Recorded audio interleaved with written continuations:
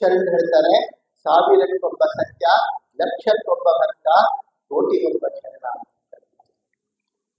ಅಂತ ಮಹಾತ್ಮರ ನಿಲುವು. ಅವರು ಹುಟ್ಟೋದೇ ಬಹಳ ದುರ್ಲಭ.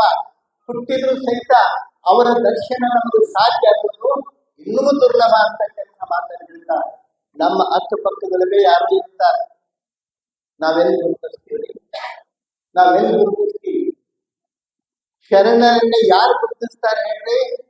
ಶರಣರೇ ಗುರುತಿಸ್ತಾರೆ. ಒಂದು ಹಾವಿನ ಹೆಜ್ಜೆಯನ್ನ ಇನ್ನೊಂದು ಹಾವೇ ಗುರುತಿಸ್ತದೆ. ನಮಗ್ ಗೊತ್ತಾಗತ್ತೆ ಅಂದ್ರೆ ಗೊತ್ತಾಗತ್ತಿ, ಎಣ್ಣಿ ಕೊಳ್ಳಾಗ ಬತ್ತಿ ಕಟ್ಕೊಂಡು ಹಿಂಗೆ ಹಾವು ಹೋಗಿದ್ರು ಸಹಿತ ಹಾವ ಅಕ್ಷರ ಏನ್ರಿ? ಹಾವಿನ ಹೆಜ್ಜೆಯನ್ನ ಹಾವೇ ಗುರುತಿಸ್ತದೆ. ಹಂಗ ಶರಣರನ್ನ ಶರಣರೇ ಗುರುತಿಸ್ತಾರೆ. ಸ್ವಾಮಿ ವಿವೇಕಾನಂದರು ಒಂದು ಮಾತು ಹೇಳ್ತಿದ್ರು. ಸ್ವಾಮಿ ವಿವೇಕಾನಂದರು ಒಂದು ಮಾತು ಹೇಳ್ತಿದ್ರು, ಈ ಪ್ರಪಂಚ, ಈ ರಾಷ್ಟ್ರ, ಈ ದೇಶ, ಈ ಜಗತ್ತು ನಾನು ಎಷ್ಟು ಮಟ್ಟಿಗೆ ಅರ್ಥ ಮಾಡ್ಕೊಂಡಲ್ಲೋ ಮಾಡ್ಕೊಳ್ಳೋದು ಗೊತ್ತಿಲ್ಲ. ಆದ್ರೆ ನನಗೆ ವಿಶ್ವಾಸ, ನನ್ನನ್ನ ಅರ್ಥ ಮಾಡ್ಕೊಳ್ಬೇಕಾದ್ರೆ ಮತ್ತೊಬ್ಬ ವಿವೇಕಾನಂದನೇ ಬರಬೇಕು ಅಂತಕ್ಕಂಥ ಮಾತನ್ನ ವಿವೇಕಾನಂದ. ಹಂಗ ಶರಣರನ್ನ ಗುರುತಿಸುವುದು, ಅವರನ್ನ ಅರ್ಥೈಸಿಕೊಳ್ಳೋದು, ಅವರ ದರ್ಶನವನ್ನ ಪಡೆಯೋದು ಜೀವನದೊಳಗ ಬಹಳ ದುರ್ಲಭವಾದಂತಹದ್ದು, ಅಪರೂಪವಾಗಿರ್ತಕ್ಕಂಥದ್ದು. ನಮ್ಮ ಪೂರ್ವ ಪುಣ್ಯ ಸುಕೃತದ ಫಲದಿಂದ ಅವೆಲ್ಲವೂ ನಮಗೆ ಕೈ ಕೂಡುವಂತಹ ಗಳಿಗೆ, ಅವೆಲ್ಲವೂ ನಮಗೆ ಸಾಧ್ಯವಾಗುವಂತಹ ಗಳಿಗೆ ಅಂತಕ್ಕಂಥ ಮಾತನ್ನ ಈ ಸಂದರ್ಭದೊಳಗೆ ಗಮನಿಸೋದ್ರ ಜೊತೆಗೆ ನಮ್ಮ ಬೆಳಗಾವಿ ಜಿಲ್ಲೆಯೊಳಗನೆ, ಬೆಳಗಾವಿಗೆ ಇನ್ನೂ ಸಮೀಪದೊಳಗನೆ ಒಬ್ಬ ಪುಣ್ಯಾತ್ಮ ಜನ್ಮ ತಳೆದಿರ್ತಕ್ಕಂಥ ಒಂದು ಪುಸ್ತಕವನ್ನ ಇವತ್ತು ನಾವು ಆಯ್ದುಕೊಂಡಿದ್ದೀವಿ. ಅದೆಲ್ಲಿ ಅಂತಂದ್ರೆ ಕಿತ್ತೂರು ಕಲ್ಮಠದ ಒಂದು ಸ್ವತ್ತದು. ಇವತ್ತ ಅಲ್ಲೇನು ಚೌಕಿ ಮಠ ಅಂತ ಕರೀತಾರೆ, ಇಲ್ಲಿ ಹೈವೇ ಕಟ್ಕೊಂಡೆ ಕಾಣ್ತದೆ ನಿಮಗೆ, ಅಲ್ಲಿ ಚೌಕಿ ಮಠ ಅಂತ ಹೇಳಿ, ಅಲ್ಲಿ ಆ ಮಠದೊಳಗೆ ಆ ಒಂದು ಸುಂದರವಾದ ಪರಿಸರದೊಳಗೆ ಅಲ್ಲಿ ಹುಲ್ಲು ಹಾಸಿಗೆ, ಹೂವಿನ ಬಣ, ಪತ್ರೆ, ಎಲ್ಲಾ ಗಿಡಗಳು ಅಲ್ಲಿರ್ತಕ್ಕಂಥ ಒಂದು ಪುಣ್ಯ ಪರಿಸರ, ಪುಣ್ಯವನ. ಅಲ್ಲಿ ಏನಾಗಿರ್ತದ, ಒಂದು ಮಗು, ಒಂದು ಅನಾಥ ಮಗು ಅಲ್ಲಿ ಆಡ್ತಿರ್ತದೆ. ಬೆಳಗಿನ ಜಾವ ಮಲ್ಲಸಜ್ಜ ದೊರೆ ಆ ಕಡೆ ಹೋಗ್ತಾರೆ, ಅಡ್ಡಾಡ್ಕೊಂಡು ಹೋದಂತ ಸಂದರ್ಭದೊಳಗೆ ಆ ಪರಿಸರದೊಳಗೆ ಒಂದು ಮಗು ಆಡ್ತಿರ್ತದ. ಆ ಕಡೆ ಈ ಕಡೆ ನೋಡಿದ್ರು ಯಾರು ಇರ್ಲಿಲ್ಲ. ಸ್ವಲ್ಪ ಕಾದು, ಯಾರು ಕಣ್ಣಿಗೆ ಬೀಳಲಿಲ್ಲ. ಎಷ್ಟು ಸುಂದರವಾಗಿತ್ತು ಮಗು ಅಂತಂದ್ರೆ ಮಲ್ಲಸಂದ್ರದವರಿಗೆ ಬಹಳ ಆನಂದ ಆಯಿತು, ಸಂತೋಷ ಆಯಿತು. ಆ ಮಗುವನ್ನೇ ಮಲ್ಲಸಂದ್ರದವರೇ ತೆಗೆದುಕೊಂಡು ಹೋಗ್ತಾರೆ ಮನೆಗೆ. ಆ ಮಗು ಬೆಳೀತದ, ದೊಡ್ಡದಾಗ್ತದ. ಮುಂದೆ ಸ್ವಲ್ಪ ದಿವಸದೊಳಗೆ ಆ ಮಗುವನ್ನ ಅಲ್ಲೇ ಮಠ, ಏನು ಕಲ್ಮಠ, ಕಿತ್ತೂರು ಕಲ್ಮಠ ಅಂತ ಹೇಳ್ತಿಲ್ಲ, ಅಲ್ಲೇ ಓದಾಕಿರ್ಲಿ ಅಂತ ಹೇಳಿ ಅಲ್ಲೇ ಬಿಟ್ಬಿಡ್ತಾರೆ.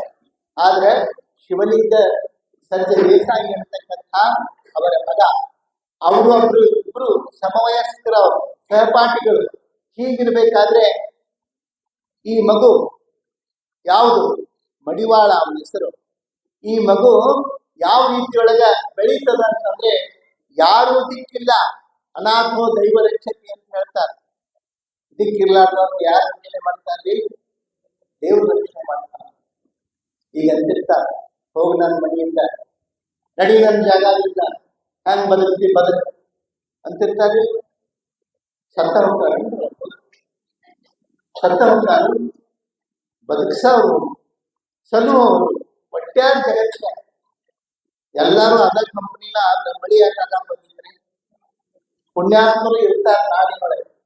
ಆ ರೀತಿಯೊಳಗೆ ಮಲ್ಲಸಂಜೆದೊರೆ ಆ ಮಗುವನ್ನ ಒಯ್ದು ಜೋಪಾನ ಮಾಡ್ತಾರೆ, ದೊಡ್ಡದಾಗ್ತಾರೆ, ಶಾಲೆ ಕಲಿತಿರ್ತಾರೆ. ಈ ಸಂದರ್ಭದೊಳಗೆ ಏನಾಗ್ತದ, ಆಕಸ್ಮಿಕವಾಗಿ ಶಿವಲಿಂಗ ಸಂಜೆ ದೇಸಾಯಿ ಇರ್ತಾರಲ್ಲ, ಅವರ ತಂದೆ ಕಾಲವಶರಾಗ್ತಾರೆ, ತೀರ್ ಹೋಗ್ತಾರೆ.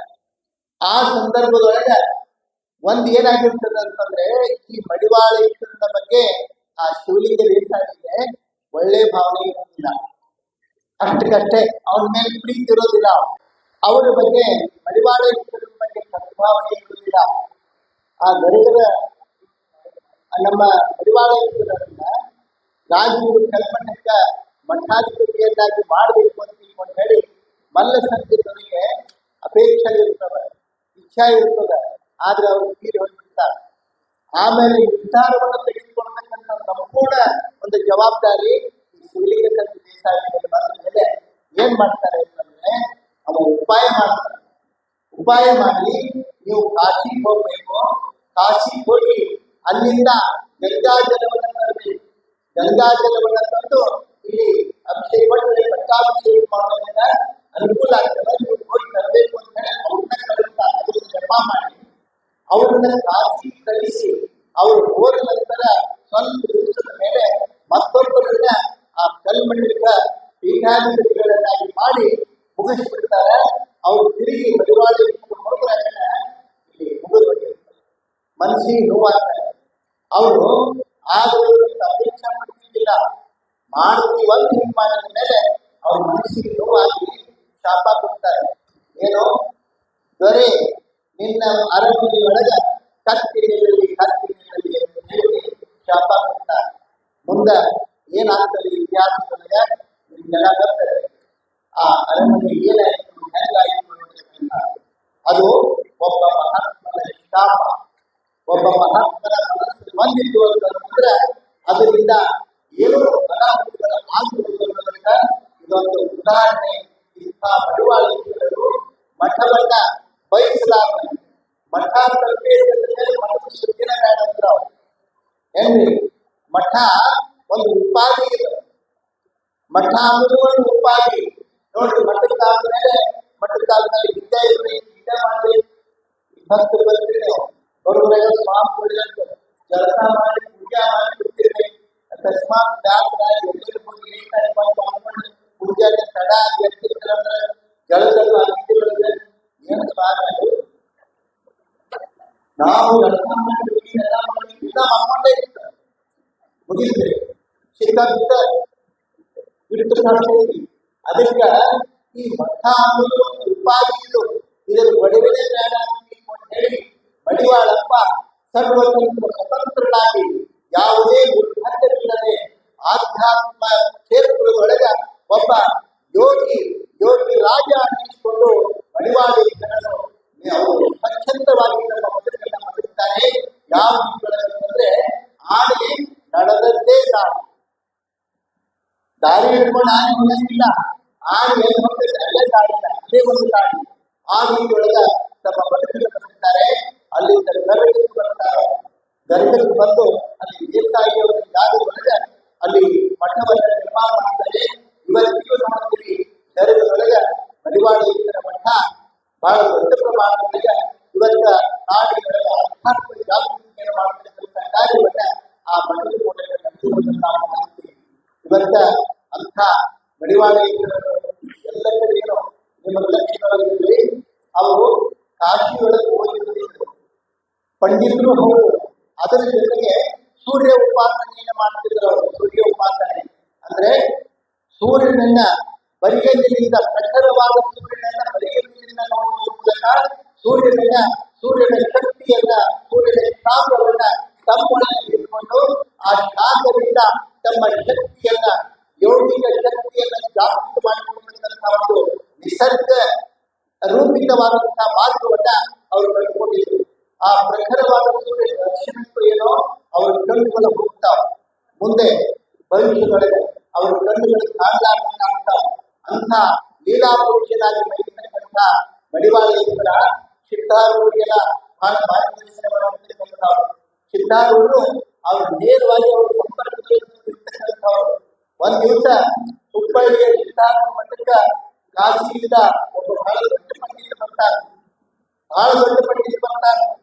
ಬಂದು ಸಿದ್ಧಾರೂಢರನ್ನ ಭೇಟಿ ಮಾಡಬೇಕು, ಅವರನ್ನ ವಾದ ಮಾಡಿ ಅವ್ರ ವಾದದಲ್ಲಿ ಸೋಲಿಸ್ತೀನಿ ಅಂತ ಹೇಳಿ ಬರ್ತಾರ. ಒಬ್ಬೊಬ್ಬರಿಗೆ ಒಂದೊಂದು ಹೇಳಿದ್ರು.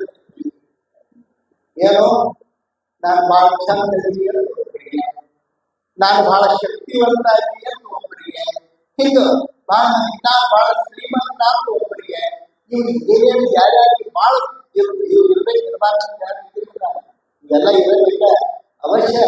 ಆದ್ರೆ ತಲೆ ಏರಿಸ್ಕೋಬಾರ್ದು. ಇರ್ಲಿ, ತಲೆ ಏರಬಾರ್ದಂತೆ. ತಲೆ ಏರ್ಕೊಂಡ್ರೆ ಮಂದಿಗೆ ತೊಂದ್ರೆ ಇಲ್ಲ, ನಮಗ ತೊಂದ್ರೆ. ಆ ರೀತಿ ಒಳಗೆ ಅವ್ ಏನ್ ನಾನು ಬಹಳ ಖಂಡಿತ ಏನೋ ತಯಾರಿಸಿದ್ದು ಸಿದ್ಧಾರೂಢನ ವಾದಗಳನ್ನು ಸಿದ್ಧಾರೂಢರು ಒಳಗಿಂದ ಮನೆಗೆ ಬಂದ್ಬಿಟ್ಟು ಜನ ಬಂದಿದ್ರು, ದರ್ಶನ ಕೊಡೋದಿದ್ರು. ಅವಾಗ ಪಂಡಿತ ಬಂದ ಟಿಕೆಟ್ ತಗೊಂಡಿದ್ದಾವ. ಏನೇನು ಸಿದ್ಧಾರ್ಥ ಅಂತಂದಾವ. ಹೌದು ಅಂದ್ರ ನಾನು ಇನ್ನು ಕೂಡ ವಾದ ಮಾಡಿ ಮುಗಿಸಾಕ್ ಬರ್ತೀನಿ. ಚಲೋ ಅಂತಂದ್ರ ಏನ್ ವಾದ ಮಾಡ್ತೀವಿ? ಏನ್ ವಾದ ಮಾಡ್ತೀವಿ? ನಾ ಹಂಗಿಂತ ಪಂಡಿತ ಅಲ್ಲ. ನೀ ಯಾವುದನ್ನ ಹೌದಂತಿ ಅದನ್ನ ಅಲ್ಲ ಮಾಡ್ತೀರಿ, ಯಾವುದನ್ನ ಅಲ್ಲಂತಿ ಅದನ್ನ ಹೌದು ಮಾಡ್ತೀರಿ. ಅಷ್ಟು ಶರಣೆ ಸಿದ್ಧಾರೂಢರು ನಾ ಅಷ್ಟು ಶರಣೆ ನಾ ಅಷ್ಟು ಶರಣೆ ಇಲ್ಲ. ಇಲ್ಲೇ ಬಂದು ಬೆರಗಂತೈತಿ. ಅಲ್ಲಿ ಒಂದು ಕಾಶಿ ಪಂಡಿತಲ್ಲ ಏನು, ಅವನ ತಿಳ್ಕೊಂಡು ಅವನು ಕೂಡ ವಾದ ಮಾಡ್ತಾನೆ. ಪಂಡಿತಲ್ಲ ಏನಲ್ಲ, ನಾ ತುಂಬ ಸಾದಾ ಮನುಷ್ಯ ಅಂತ ಸಾದಾ ಮನುಷ್ಯ ಹೇಳಿದ್ರು. ಅವ್ರಿಗೆ ತಮ್ಮದು ಹೇಳಬೇಕಾಗಿಲ್ಲ. ಅವ್ರಿಗೆ ಏನ್ ಮಾಡಬೇಕಾಗಿತ್ತಂದ್ರ ಗರಗದ ಮಡಿವಾಳಪ್ಪನಲ್ಲಿ ಎಂಥ ತಾಕತ್ ಐತಿ ಅನ್ನೋದನ್ನ ಜಗತ್ತಿಗೆ ಹೇಳಬೇಕಾಗಿತ್ತು. ಅದಕ್ಕೆ ಅವ್ರಿಗೆ ನೀತಿ ಕೊಡಲಿಲ್ಲ. ನೀತಿ ಕೈಯಾಗ ಕಂಪೌಂಡರ್ ಕೆಲಸ ಮಾಡ್ತಾರೆ, ಬಂದೇ ಬರ್ತದೆ. ಅವಾಗ ಗರಗಕ್ಕೆ ಹೋಗು, ಅಲ್ಲೊಬ್ಬ ಮಡಿವಾಳಪ್ಪ ಅವ್ರು ಭೇಟಿಯಾಗು. ಅವನು ಕಾಶಿ ಪಂಡಿತ ನೀವೆಲ್ಲ ಕಾಶಿ ಪಂಡಿತರ ವಿಚಾರ ಮಾಡಿ ನನಗೆ ಗರ್ಭಕ್ಕೆ ಹೋದ ಅವ ಪಂಡಿತ ಬಂದ. ಮಡಿವಾಳ ಒಳಗೆ ಕೂತಿದ್ರು. ನೀನು ಮಡಿವಾಳ? ಹೌದು, ನಾನು ಕಾಶಿಯಿಂದ ಬಂದಿದ್ದೀನಿ, ಕಾಶಿ ಪಂಡಿತ. ವಾದ ಮಾಡಿ ಹೊಲ್ಸಾಕ್ ಬಂದೀನಿ. ಏನು ವಾದ ಮಾಡವ ಅಂತ ಹೇಳಿ. ನೀ ಯಾವ್ದು ಹೌದು ಅಂತಿ ಅದನ್ನ ಅಲ್ಲಂತ ಮಾಡ್ತೇನೆ, ಯಾವ್ದು ಅಲ್ಲಂತಿ ಅದನ್ನ ಹೌದಂತ ಮಾಡ್ತೀನಿ. ಹೌದನ್ನ ಆಯ್ತು, ಒಂದ ಮಾಡೋದು. ಯಾರು ಒಂದ ಏನು? ನಾವ್ ಒಂದ ಹೇಳ್ತೀವಿ. ನೀನು ಪಂಡಿತ ಅಂತೀರ, ನಾವ್ ಒಂದ ಹೇಳ್ತೀವಿ. ಏನು? ನೀನು ನಿಮ್ಮ ಅವ್ವ ಅಪ್ಪಗನೇ ಹುಟ್ಟಿ ಅಂತ ಹೇಳ್ತೀನಿ ನಾನು. ಏನ್ ಮಾಡ್ತೀನಿ? ಅಲ್ಲಂತ ಮಾಡ್ತೀನಿ. ಮಾಡಿದ್ರೆ ಏನಾಗ್ತಾನೋ ಎಷ್ಟು ಜಾಗೃತಿ ಮಡಿವಾಳ ಅಂತಂದ್ರೆ ಕಾಶಿ ಪಂಡಿತ ಹೆಂಗ್ ಬಂದಿದ್ದ ಹಂಗ ಹೇಳಲಾರ್ದ ಅದರ ಅರ್ಥ ಕೇವಲ ಪಾಂಡಿತ್ಯ ಅಲ್ಲ, ಕೇವಲ ವಿದ್ವತ್ ಒಂದೇ ಅಲ್ಲ, ಪಾಂಡಿತ್ಯಕ್ಕಿಂತಲೂ ಹೃದಯವಂತಿಕೆ, ಮಾನವೀಯತೆ ಅಂತಕ್ಕಂಥದ್ದು ಯಾರಲ್ಲಿ ಗೊತ್ತಿರ್ತದ ಅವ ಶ್ರೇಷ್ಠ ವಿದ್ವಾಂಸ ಅನಿಸ್ಕೊಳ್ತಾನೆ.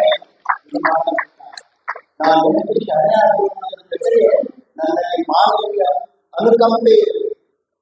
ಮಾನವೀಯ ಅನುಕಂಪೆಯ ಹಿನ್ನೆಲೆಯೊಳಗ ನಮ್ಮ ಚಿಂತನೆ ಆಲೋಚನೆಗಳನ್ನು ಅಂದಾಗ ನಮ್ಮ ಜೀವನಕ್ಕೆ, ನಮ್ಮ ಬದುಕಿಗೆ ಒಂದು ಬೆಲೆ ಇರ್ತದೆ ಎಂಬುದನ್ನ ಮಡಿವಾಳ